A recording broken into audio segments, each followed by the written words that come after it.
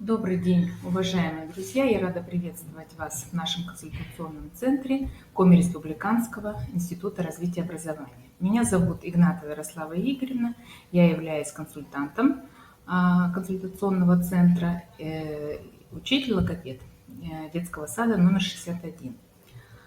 Сегодня наш консультационный час посвящен вопросам, которые часто задают родители логопедам.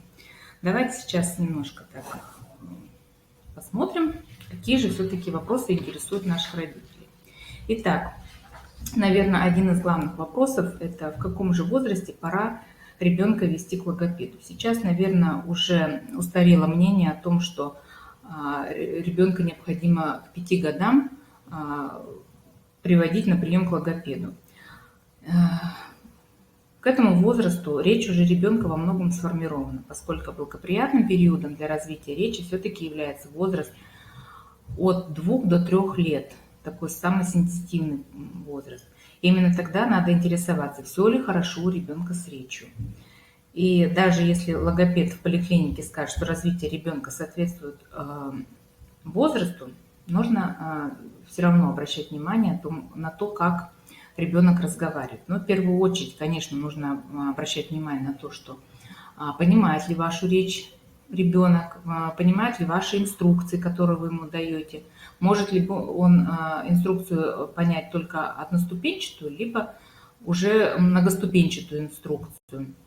Дальше мы смотрим, какие у него есть вообще или слова есть, либо есть фразовая речь. Может быть, фразовая речь очень простая, у ребенка, который присутствует только существительное и только глагол. Вот. Затем смотрим, естественно, обращаем внимание именно на звукопроизношение. Произносит ли все звуки ваш ребенок, какие звуки не произносит. То есть у нас есть звуки раннего антогенеза, есть звуки позднего антогенеза. Да? Звуки раннего антогенеза – это которые усваиваются в период до 3 лет. Предположим, не предположим, а звуки, значит, естественно, гласные, звуки согласные, это такие, как парные согласные, Б, П, В, Ф, Д, Т, К, Г, Х, вот эти звуки, да, и их мягкие производные. Так, а уже звуки позднего антогенеза, это звуки у нас свистящие, к которым относятся звуки С, З, Ц, и также их мягкие С, З звуки. А также шипящие звуки, к которым относятся звуки Ш, Ж, Ч, Щ. Ну и, конечно, остаются звуки, так называемые сонорные звуки. Это звуки Л, Л и Р, Р. Вот. И поэтому, конечно, нужно обращать внимание, все ли у ребенка в порядке, когда он разговаривает с вами. Правильно ли он употребляет падежные окончания, правильно ли он может согласовывать слова в предложении, согласует, предположим, прилагательные и существительные, числительные, существительные, глаголы совершенного, несовершенного вида. То есть на всю четкость и правильность речи, грамматическую правильность речи. Так. Но, и, естественно, нужно, конечно, обращать внимание, если вы видите, что какие-то проблемы у ребенка существуют, нужно об этом обязательно говорить не только с педиатром, но и с невропатологом. Невропатолог будет уже выяснять причины данных нарушений, если нарушения есть.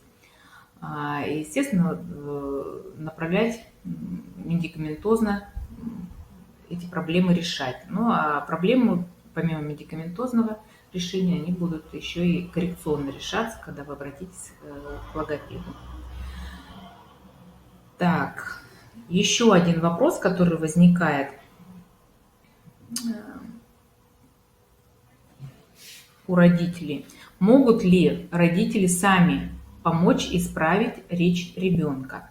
Ну, несомненно, конечно, трудно переоценить роль мамы или других близких людей в развитии речи ребенка. В настоящее время существует множество книг, методик, интернет-ресурсы в помощь родителям, которые именно дают направление, как ребенку исправлять речь.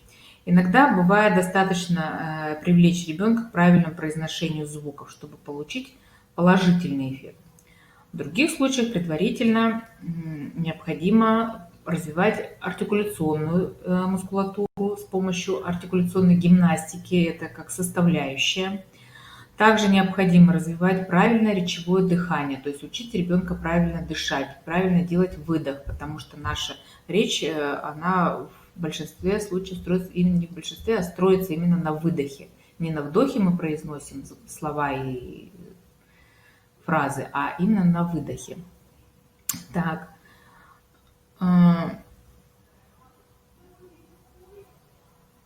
Если, смотрите, если несмотря на то, что ваши усилия ребенок в течение месяца занятий так и не научился правильно произносить звуки, то лучше, конечно, обратиться к профессионалу, да, но вообще как бы всегда является образцом, родительская речь является образцом для подражания, для того, чтобы ребенок мог правильно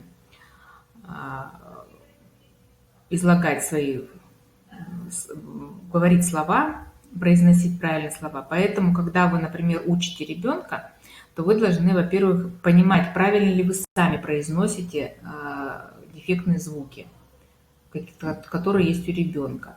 Вот часто бывает, на консультацию приходят родители и говорят так, что вот ребенок не производит звук «р». Начинаешь, когда разговаривать с родителями, во-первых, видишь неправильную речь самих родителей, либо папы, либо мамы, либо оба родителя, какие-то проблемы у них в звукопроизношении. Затем наблюдаешь, что помимо того, что у ребенка, как родители видят проблему, например, говорят звук «р», ну нету звука «р», вот, начинаешь проверять и видишь, что, оказывается, кроме звука «р», там еще нарушена другая группа звуков, например, только или шипящие, или свистящие, или все вместе нарушено. Может быть нарушена вообще слоговая структура слов, и поэтому родители слышат, например, только звук «р». Поэтому, конечно, в данной ситуации, прежде чем самим начать заниматься с ребенком, необходимо проконсультироваться с логопедом для того, чтобы вам дали правильные направления. Так, ну и давайте, наверное, обратим внимание, какие правила нужно придерживаться для того, чтобы развивать правильную речь ребенка. Так, ну, во-первых, естественно, нельзя сюсюкаться с ребенком, то есть говорить каким-то лепетным языком или искажать звукопроизношение, подражать речи ребенка. Это абсолютно неправильно. То есть ребенок вот еще в маленьком возрасте, когда, наверное, не сформировалось у него звукопроизношение, еще только в стадии формирования, да, где-то может быть, понятно, можно там обнять и что-то произнести, там, я понимаю, родители могут по подражанию, вот видят ребенка, их умиляет просто их произношение детей, и родители начинают также сами переходить на уровень ребенка. Это, конечно, категорически запрещается. Надо ребенку показывать именно правильно, образец правильной речи. Так, естественно, желательно, чтобы ваша речь была всегда четкой, достаточно плавной, эмоционально выраженной и умеренной по темпу. То есть также бывает, что родители приходят на консультацию, и они сами разговаривают, например, речь ускоренная. Естественно, и ребенок начинает, он не слышит правильных звуков, и начинает вот эту речь, свои звуки он комкать, жевать, как угодно, то есть сглатывать эти звуки, и получается так, что речь какая-то невнятная получается. Поэтому, уважаемые родители, когда вы дома вот, обеспечиваете ребенку правильную среду, во-первых, обратите внимание на то, как разговариваете вы, как я уже выше тоже говорила. Так, еще одно правило. Общаясь с ребенком, не перегружайте свою речь труднопроизносимыми словами, непонятными выражениями, оборотами. Фразы должны быть достаточно простыми для того, чтобы ребенок мог эту фразу произвести за вами, то есть сказать ее, повторить за вами смог.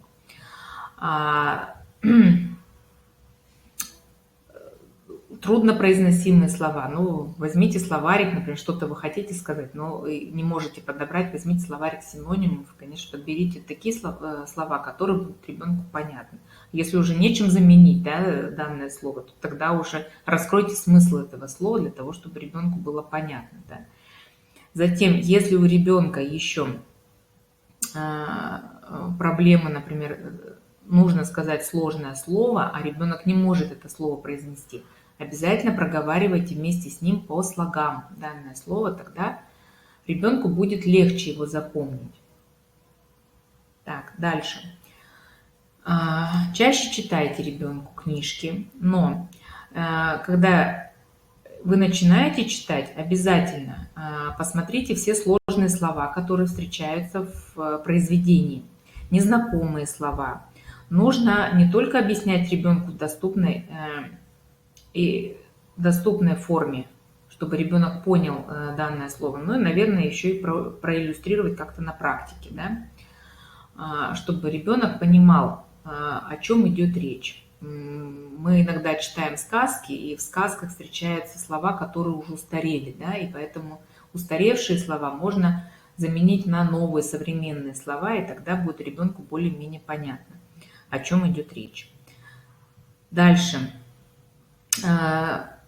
Когда вы задаете ребенку вопрос, нужно его конкретизировать, задавать вопрос так, чтобы ребенок понимал, как он должен ответить.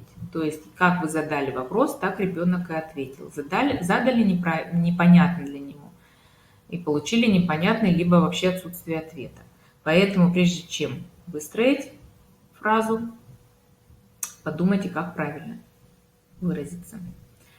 Так, еще одно правило, которого должны придерживаться родители, для того, чтобы речь ребенка правильно развивалась, это ни в коем случае не надо ребенка наказывать за за ошибки в речи. Не надо передразнивать его или раздраженно поправлять его, да. То есть всегда нужно находить какой-то выход, говорить ребенку ободряющие слова, да, что у тебя все получается, все хорошо, чуть-чуть надо постараться, и все получится. Вот. Единственное, что когда можно сделать акцент на неправильную речь, когда вот часто я с детьми играю в такую игру, как бы превращая ребенка во взрослого, а себя становлюсь сама ребенком, для того, чтобы ребенок меня исправил. Но это только в игровой ситуации. То есть ребенок должен вас исправить. То есть вы можете сказать неправильное слово или неправильную фразу, или переставить слова во фразе, да, ребенок должен вас править. То есть это дается для того, чтобы ребенок и сам себя контролировал в речи, да, и чтобы понимал смысл произнесенной фразы. Так, ну и еще, наверное, как такое правило, конечно, детям необходимо читать какие-то стихотворные тексты, именно соответствующие их возрасту. Для чего это? Во-первых, стих, он дает какой-то ритмический рисунок. Ребенок, почему нам легче выучить, например, стихотворение, нежели какой-то текст обычный, да, прозаический текст выучить нам сложнее, нежели стих, потому что там есть ритм, там есть четкость. Там слова, вот когда рифмуются, и ребенку легче. То есть вы даже можете изобразить это стихотворение, и ребенку будет изобразить именно художественно, нарисовать какой-то рисунок такой, чтобы ребенок мог запомнить. А для чего это нужно? Для того, чтобы развивать, естественно, слуховое внимание, которое очень необходимо ребенку для того, чтобы речь его развивалась правильно. Фонематическое восприятие – это то же самое. Слуховое у нас восприятие – это целостность образа. И фонематическое, чтобы он слышал звуки в речи, именно фонемы речи. Поэтому читайте стихи, придумывайте чистоговорки. Очень интересно, и дети очень любят придумывать чистоговорки. Это как бы предпосылки такие к словотворчеству, к придумыванию потом последующим каких-то стихов. Да? Подбор слов рифмующихся. Тоже дети любят, например, подушка, подружка, да, там что, а, а, халат, салат, такие слова, да, то есть, и вот вы играете, например, боец, огурец, боец, певец, да, и на основе вот этих рифмующихся слов вы можете придумывать и свои маленькие стишки. Я думаю, что и ребенку было бы интересно этим заниматься, и в данной ситуации вы бы контролировали его звукопроизношение, и такое творчество бы развивали в ребенке. Так, ну вот, наверное, такие правила для того, чтобы родители сами могли помогать правильно развиваться речи ребенка. Ну а для того, чтобы, например, звукопроизношение правильно, это общие такие правила для речи ребенка, а по звукопроизношению, конечно же, лучше обратиться к специалисту, который помог бы сначала, направил вас, какие именно звуки вам нужно корректировать, где поправлять ребенка, где ставить звук. Вот. Во-первых, необходимо, мы уже об этом говорили на консультационных часах, что предварительно, чтобы ребенок правильно произносил звук, сначала попробуйте, чтобы он произнес звук по подражанию. То есть за вами, например, если вы работаете, у ребенка нет звука «с», попробуйте сначала сами произнести звук «с». Посмотрите, как формируется артикуляция звука, что у нас звук произносим мы в улыбке, улыбаемся, язычок за нижними зубами, и произносим звук. Струя воздуха идет посерединке языка. И мы как бы выдуваем эту струйку воздуха, и произносится у нас, получается, звук «с». Вот. Если у ребенка по подражанию этот звук получился, то это очень хорошо. А если не получается, то, конечно, нужно сначала предварительно заниматься артикуляционной гимнастикой. Об этом я уже говорила, то что основа правильного звукопроизношения – это, конечно, артикуляционная гимнастика. Выполняете артикуляционную гимнастику, старайтесь ежедневно для того, чтобы мышцы языка развивались. Следующим, когда звук уже у вас вышел, то есть уже вы слышите, что звук хороший достаточно, да, следующим этапом будет, естественно, слияние звуков в слоги. И произносим сначала прямые слоги са, сы, со, су. Потом мы можем брать слоги, которые звук с, например, в серединке. Это я просто вам говорю на основе одного звука, но, в принципе, система настроится на все звуки, распространяется. Затем вы смотрите, как произносится в серединке слова, например, а, са, о, со, у, су и так далее.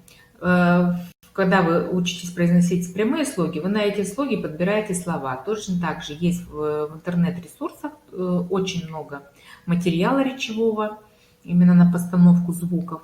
И смотрите, значит, например, са, слог, да, сапоги, сахар, сарай, санки. Дальше то же самое берется на другие слоги. Су, суп, со, сова, например, да, хотя мы говорим не сова, а сава, да, вот можно как бы именно не конкретно как пишется слово, а как оно произносится. Сова, собака, да, вот, но при этом мы смотрим, как ребенок, чтобы правильно произносил.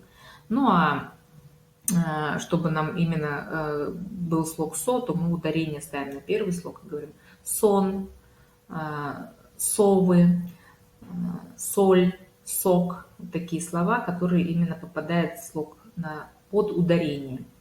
Затем в серединке слова, например, аса, каса, лиса, мясо. И вот мы это все произносим. То же самое мы потом берем обратные слоги ас, ос, ус и на них подбираем, например, тот же самый речевой материал. Нос, пояс, кокос, ананас, автобус. Там, где звук «с», например, в конце. И когда два согласных звука встречаются вместе, называется стечение согласных. И тогда вы также материал подбираете, когда два слога сливаются, два звука согласных. ста, сто, спа, спо, спу, ски, ска, вот такие. И смотрите, например, станция, стул, стол, да, и вот в данном контексте вы сливаете, вернее, произносите слова, когда звуки согласные вместе. Ну и затем, когда уже вы отработали звуки на словах, вы можете переходить в словосочетание, произносите, наверное, вкусный суп, сонная киска, да, произносите уже словосочетание, уже переходим на фразовую речь. Ну и затем уже мы произносим все в словах. Игры различные можно также на звукопроизношение. Берете, предположим, слова и с ними играете. Взяли слово, например, собака, и подбираете, какая собака. То есть тут уже будет развитие словаря идет. Собака, например, лохматая, собака добрая, собака верная. Вот, что делает собака? Глагольный словарь развиваем. Собака прыгает, собака бегает, собака сторожит. Вот. То есть слов можно много. Посчитали. Одна собака, две собаки, три собаки, пять собак. Да? То есть тут уже согласование числительных с существительным. И то есть посмотрите, мы сколько задействуем речевых именно процессов, да, то есть мы помимо того, что мы формируем звук, мы еще и развиваем речь ребенка, мы обогащаем речь ребенка грамматически, правильно учим ребенка говорить, да. Мы также можем, например, сказать, о чем ты думаешь, о ком ты думаешь, о собаке, да, с кем тебе нравится говорить, с собакой. Вы закрепляете и падежные окончания, и предлоги. Вот, наверное, такая краткая структура у нас именно по звукопроизношению, потому что обращений достаточно много родителей, когда вот спрашивают, как дома самим заниматься. Вот немножко я вкратце вам рассказала. Так, какие же еще вопросы?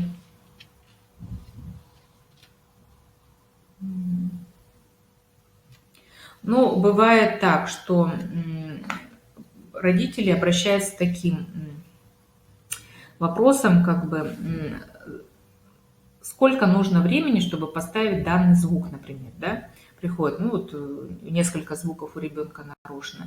Я сразу отвечаю родителям, что конкретно сроков я никогда не назначаю, потому что это сделать практически невозможно. У каждого ребенка, каждому ребенку есть свой индивидуальный подход, каждый ребенок, у него свой как бы ресурс, то есть он сам, иногда бывает, что звук можно поставить за одно, за два занятия и ввести его в речь, а иногда нужно очень длительное время для того, чтобы этот звук у нас вошел в речь ребенка. Поэтому все индивидуально, и конкретно какие-то сроки никогда логопед вам не даст. Вот, что там этот звук. Да, как бы в логопедии есть такое понятие, что вот определенно там дается, например, на один звук 2 недели, на другой 3, там месяц дается, на другой 2 месяца там дается. Ну, больше месяца как бы не дается, но это как бы норма, наверное, какая-то считается. Но в данной ситуации у нас все-таки все индивидуально. Потому что мы не можем, например, у кого-то, например, проблемы у детей с выдохом, у кого-то гипертонус языка, надо расслаблять язычок, у кого-то, наоборот, гипотонус, когда нужно с язычком работать очень активно для того, чтобы он мог расслабиться, вернее, собрать его язычок. Вот, поэтому конкретно тут сроков никогда не дается. Так, какие еще у нас вопросы? Да, кстати, спрашивают родители, вот приходит логопед, например, или невролог пишет какие-то заключения. Ну, я такую расшифровку вам дам небольшую, да. Вот, что такое ОНР? ОНР – это общее недоразвитие речи. ОНР бывает у нас 3 уровней. Это первый уровень, тогда, когда у ребенка практически речи нет. То есть смысловая сторона не нарушена, то есть ребенок что-то понимает, обращенную речь, понимает инструкции, которые его просят, но как таковой речи нет. Есть отдельные какие-то слова. Есть второй уровень, когда уже появляются слова, но фраза, она только пытается формироваться, и формируется она, например, с двух слов. И слова такие обрывочные, как мы говорим, аморфные, то есть ребенок съедает половину, может съесть половину слова или только окончание сказать слов. Вот это и является как бы вторым уровнем. Ну и третий уровень – это когда уже появляется фразовая речь. Но что же еще входит в структуру ОНР? Это, конечно, нарушение слоговой структуры слова, это нарушение фонематического слуха, нарушение грамматического строя речи и нарушение связанной речи. Тогда что это значит? Значит, ребенок не может грамматически оформить фразу, то есть у него проблемы в окончаниях, да, то есть подобрать слова он не может. Вот как я вам говорила, например, прилагательные, да, согласование, подбор прилагательных, согласование прилагательных, существительных. Вот это является общим недоразвитием речи. Все это корректируется. Корректируется, конечно, это в логопедических группах детского сада, речевого детского сада. Ну а для того, чтобы попасть в речевой детский сад, для этого необходимо пройти комиссию, которую можно у нас в управление дошкольного образования зайти, там уточнить все по дошкольной комиссии, которая помогает определить ребенка в речевой детский сад. Также, наверное, мы сейчас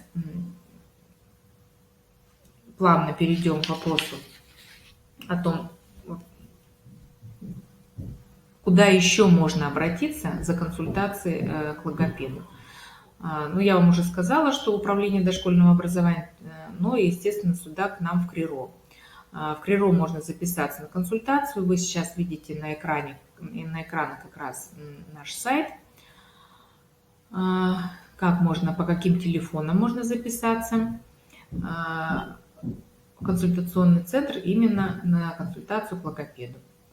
И когда вы подойдете, запишитесь, мы вас с удовольствием примем. Не только я, но у нас работают другие логопеды, и вас, конечно, проконсультируем. Если какие-то вопросы еще есть, я с удовольствием вам отвечу. Наверное, сейчас вот еще один у меня тут вопросик остался. Да, часто еще обращаются родители, у которых детки уже ушли в школу. И родители жалуются, что ребенок либо проблемы с чтением, либо проблемы с письмом. То есть ребенок, например, переворачивает буквы, неправильно пишет, не понимает, как писать буквы. То есть вроде учится, пишет правильно, а буквы бывают перевернутые, то есть в тексте уже ребенок путает.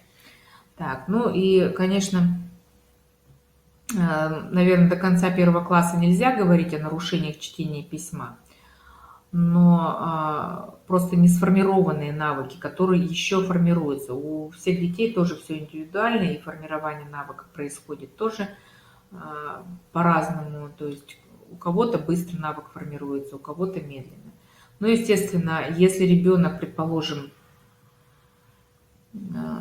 если остаются у ребенка стойкие пропуски, замены, перестановки букв, естественно, нужно обращаться за консультацию к школьному логопеду. Бывают такие проблемы, когда не слышит звуков, или как бы он ни старался, как следствие проблемы на письме. То есть ребенок слово может произнести правильно, а написание бывает неправильно. И такие проблемы родителям бывает сложно распознать, да, и когда уже появляются типичные ошибки на письме, тогда уже родитель начинает бить тревогу, и, естественно, учителя бьют тревогу. Тогда ребенка записывают, конечно, если при школе есть логопед, то обязательно нужно обратиться к школьному логопеду для того, чтобы устранить эти дефекты именно письма. Для этого, конечно, проводятся различные занятия по профилактике так называемой дисграфии. Так, ну и, наверное, и на этом я, наверное, сегодняшний наш консультационный час закончу. Если у вас возникают проблемы, если вы видите проблему у своего ребенка, то, конечно, мы очень рады будем вас видеть в нашем консультационном центре. Еще раз напомню телефоны 301 247 или 8 912 191 5003. Обращайтесь к нам в консультационный центр, мы вам постараемся обязательно помочь. Благодарю вас за внимание. Большое вам спасибо.